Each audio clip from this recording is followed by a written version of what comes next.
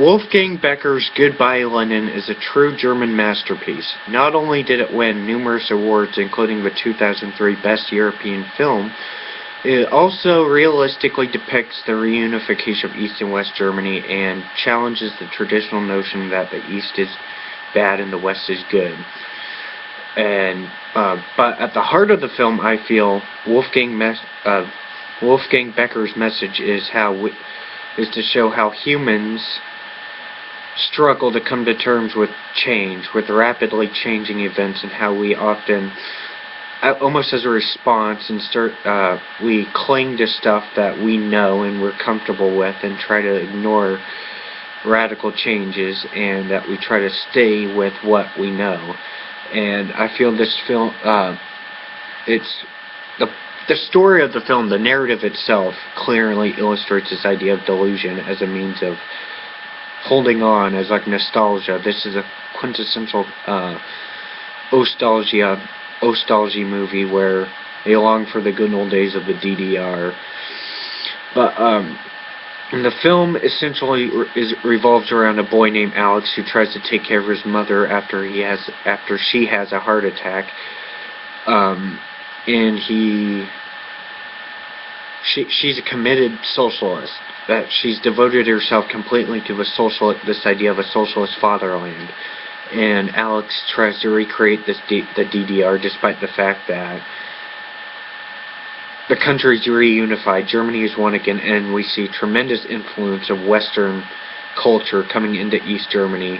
But this is where I feel Becker is trying to argue that we struggle to come to terms with change, and he uses this by means of the mise en scene. We see a lot of Coca-Cola materials.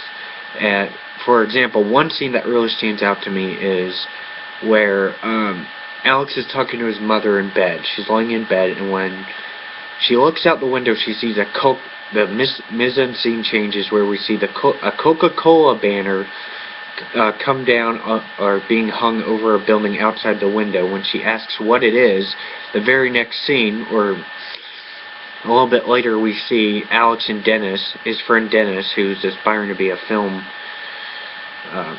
work for film. They put together a DDR news report where it's discovered that Coca-Cola was actually invented by the DDRs. It was a socialist invention in the 1950s. And this idea of reconstructing memory and how we interpret it is shown out really well in the scene with when Christine says, "I thought it was invented before the war," at which point Alex responds by saying, "Those Westies, those Westerners have been cheating us for years." So we kind of see this idea of like not seeing reality and putting together our own separate reality in order to cope with changes. And the other scenes that illustrate this is especially all the news broadcast scenes were funny and well done, and we see an artificiality. They have the mise en scene the setting includes a fake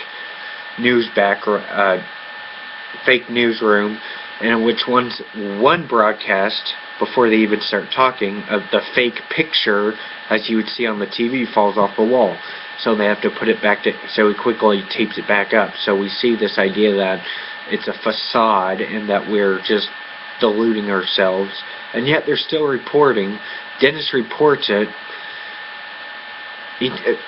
Becker takes a shot at the East German media and how they're trying to portray socialism in the best possible light. But in a bigger context, I almost think it can apply to media in general, in that media, like news, how they tell news, they put a certain spin on it so that affects our perception. And it is perfectly done in these scenes where he's talking about how Dennis reports, "Oh, the presence of all these Westerners is due to our generosity of the GDR state to allow them to escape evil capitalism and rising neo-Nazism to come to our perfect socialist paradise." And the dialogue was just perfect. It took complete shot in really nailed home the point of how media, how it tries to say it's positive and tries to ignore, and in this case they're trying to ignore the reality that it's a unified country, and that's why all the West Germans are there, and all the Coca-Cola ads, and all that stuff. So I feel with his use of mise-en-scene and creating an artificial and the dialogue especially with the news reports really kind of shows us, along with the main plot and the narrative about trying to cling on to the DDR and not, it really shows how humans, when they're not willing or ready to change or incapable of adapting, they'll cling to what they know, and they'll reconstruct their memories as such to fit how we'll fit our ideals and how we see the world, and we try to live in the past and not move forward. And I feel like by showing these constant changes, like Coca-Cola trucks and Burger King scenes, all this stuff is showing that we can ignore it all we want, but it's still happening, so we might as well.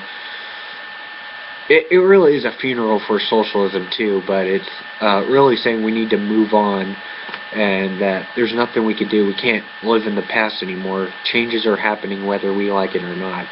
And for that reason, I really think this movie is a masterpiece, because it certainly made me think about human nature, how we often struggle to come to terms with changes, and that we create a false sense of reality in order to help us deal with it and cope with it. So, and for that reason, I recommend Goodbye Lenin by Wolfgang Becker if you want to see aspects of our nature as people that we've probably not thought about as much. And this is a great film that looks at these elements of human existence and coming to terms with changes.